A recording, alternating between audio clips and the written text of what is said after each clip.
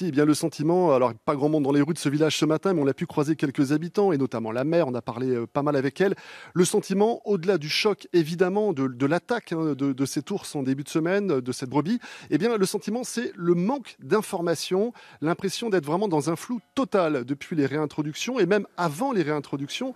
La mère disait qu'elle avait assisté à quelques réunions à peine, mais qu'elle ne savait pas ce qui pouvait se passer, ils n'avaient pas conscience de cela. Ils sont très surpris surtout de voir cet ours Claverina aussi proche, enfin déjà du côté espagnol.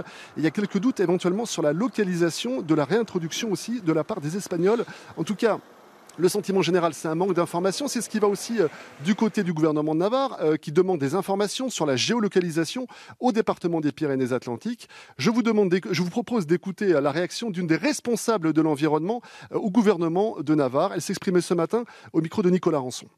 Non, on n'a pas de nouvelles encore. Les relations sont assez difficiles et pas effectives. La décision française a des impacts dans tous les territoires des Pyrénées. Alors nous, on travaille. On ne s'est pas arrêté depuis juin qu'on a eu la première nouvelle par rapport aux intentions de la réintroduction française. Mais c'est clair qu'on travaille avec des conditions que c'est franchement meilleurable.